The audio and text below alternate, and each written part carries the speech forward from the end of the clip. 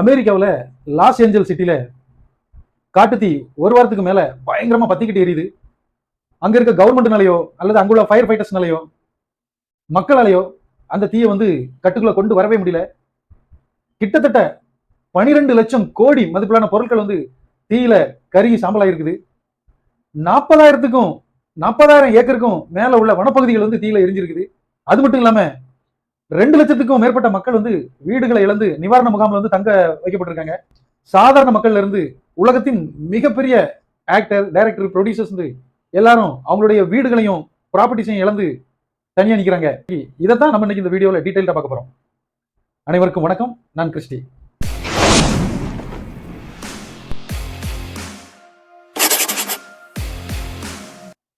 உலகத்திலேயே மிகப்பெரிய வல்லரசு நாடுன்னு அமெரிக்காவை சொல்லலாம். அந்த அமெரிக்காவே திணற அடிக்கிற அளவுக்கு இன்னைக்கு இந்த காட்டு தீ பயங்கரமா பரவிட்டு இருக்குது. அமெரிக்காவில் கலிபோர்னியா மாகாணத்துல லாஸ் ஏஞ்சல்ஸ் அப்படிங்கிற ஒரு சிட்டில இந்த காட்டு தீ கட்டுக்கடங்காம கட்டுப்படுத்த முடியாத அளவுக்கு பயங்கரமா பரவிட்டு இருக்கு. அது என்னென்ன இம்பாக்ட்களை உண்டு பண்ணிருக்குங்கிறத பார்க்க முன்னாடி லாஸ் ஏஞ்சல்ஸை பத்தி லைட்டா பார்த்துட்டு போயிடலாம். லாஸ் ஏஞ்சல்ஸ் அப்படின்னா இது கலிபோர்னியா மாகாணத்துல உள்ள ஒரு மோஸ்ட் பாப்புலரான ஒரு சிட்டி. அது மட்டும் இல்ல, அமெரிக்காவோட நியூயார்க்கு அடுத்தல. நியூயார்க் அமெரிக்காவோட ஒரு கார்னர்ல இருக்கு. இந்த லாஸ் ஏஞ்சல்ஸ் கிட்டத்தட்ட ஆப்போசிட்ல இருக்குது. நியூயார்க்கு அடுத்தபடியா அதிக வருமானம் அமெரிக்காவுக்கு கொடுக்கிற சிட்டின்னு இந்த லாஸ் ஏஞ்சல்ஸ் சொல்லலாம். நியூயார்க்கு அடுத்தபடியா அதிக பாப்புலேஷன் உள்ளதும் இந்த லாஸ் ஏஞ்சல் சிட்டி தான். அது மட்டும் இல்ல, முதல்ல அமெரிக்கா என்ன கண்டுபிடிச்சதுல இந்த லாஸ் ஏஞ்சல் சிட்டியும் ஒண்ணு.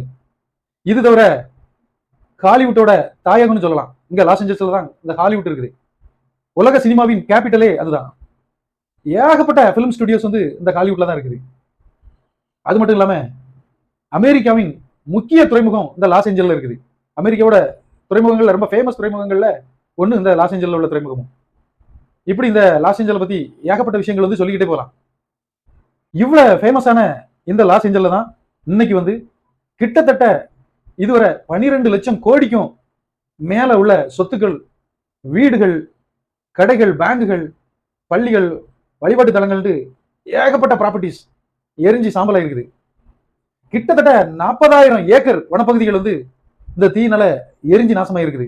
அது மட்டும் இல்லாம 2 லட்சத்துக்கும் மேற்பட்ட மக்கள் தங்குறதுக்கு வீடுகள் இல்லாம நிவாரண முகாம்ல தங்க வச்சிருக்காங்க.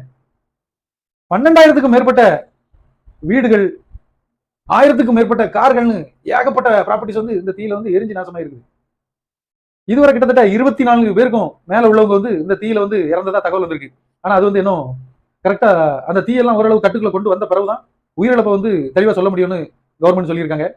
உலகத்திலேயே மிகப்பெரிய நடிகர்கள், இயக்குனர்கள், ப்ரொடியூசர்ஸ் அப்படின்னு எல்லாருமே அவங்களுடைய வீடுகளையும் சரி, கார்களையும் சரி, அவங்களுடைய ப்ராப்பர்ட்டிஸ் எல்லாத்தையும் இன்னைக்கு இழந்து நிக்கிறாங்க.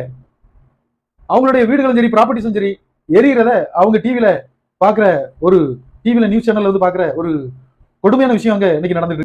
எதுக்காக அமெரிக்காவில் தீயை கட்டுக்குள்ள கொண்டு வர முடியல அப்படிங்கிறதுக்கு சில காரணங்கள் இருக்கு. அதுல மிக முக்கியமானது, கிட்டத்தட்ட அமெரிக்க மக்கள் 90% வீடுகள் அவங்க மரங்கள், இன்னைக்கும் 90%க்கும் மேல உள்ள வீடுகள் அவங்க மரங்களை வச்சுதான் கட்டுறாங்க. அதுக்கு என்ன காரணம் அப்படின்னா, மரங்களை வச்சு கட்டும்போது எக்கனாமிக்கலா பிரிக்ஸ் வச்சு கட்டதை விட எக்கனாமிக்கலா பார்க்கும்போது காஸ்ட் கம்மியாகுது ஒண்ணு. இன்னொரு மிக முக்கிய காரணம் என்னன்னா, மரங்களை வச்சு வீடுகள் கட்டும்போது கிளைமேட்டுக்கு தக்கவாறு அது இப்போ காட்டான கிளைமேட்டா இருக்கும்போது அது ரிவர்ஸ்ல பாதிப்பை கொடுக்கும். காட்டான கிளைமேட் இருக்கும்போது அந்த மரத்தினால செஞ்ச வீடு கூலா இருக்கும் எப்போதுமே.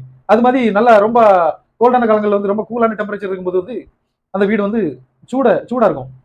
கிட்டத்தட்ட நம்ம கிளைமேட்டுக்கு அப்படி ரிவர்ஸ் அது இது பண்ணும். அதனாலேயே பெரும்பாலும் அமெரிக்காவில் மக்கள் இந்த மர வீடுகளை யூஸ் பண்றாங்க.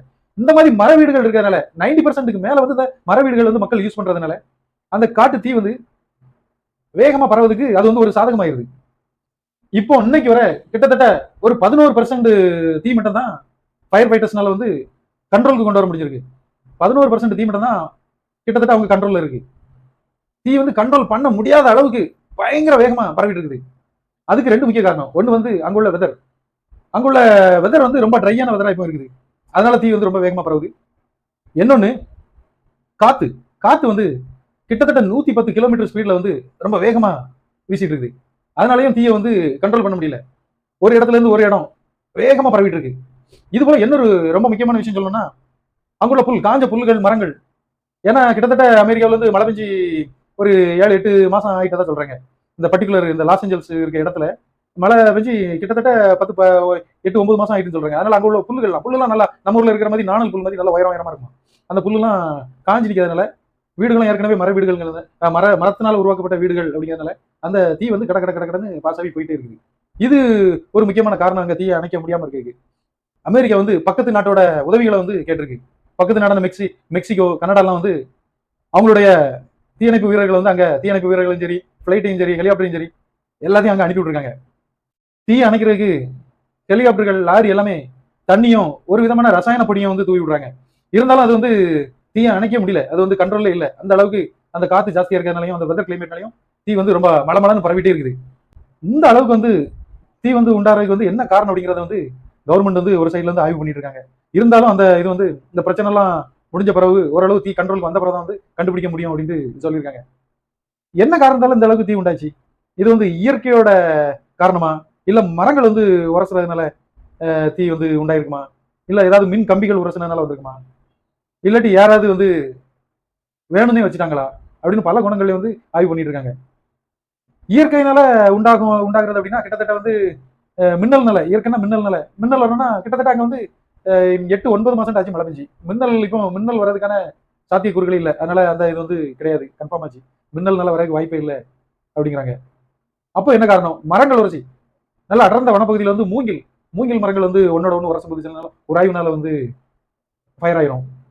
அப்படி வந்து தீ உண்டாச்சா? இல்லாட்டி மின் கம்பிகள், எலக்ட்ரிக் போஸ்ட்ல உள்ள கம்பிகள் வந்து ஏதாவது உரசும்போது அப்படி தீ வந்து உண்டாயிட்டா? இல்ல வந்து யாராவது வேணும்னு பத்த வச்சுட்டாங்களா தீய? அப்படின்னு பல ஆங்கிள்லையும் வந்து அமெரிக்கா கவர்மெண்ட் வந்து ஆய்வு பண்ணிட்டு இருக்குது. இது எல்லாமே இந்த தீயெல்லாம் அணைச்சி ஓரளவு கட்டுக்குள்ள வந்த பிறகு தான் இதை கண்டுபிடிக்க முடியும். எது எப்படி இருந்தாலும் இந்த மக்கள் இந்த இயற்கையோட பேரழிவுல இருந்து சீக்கிரத்துல மீண்டு வரணும்னு சொல்லி இந்த வீடியோவை முடிச்சுக்கிறேன். மீண்டும் அடுத்த வீடியோவில் சந்திக்கிறேன். நன்றி.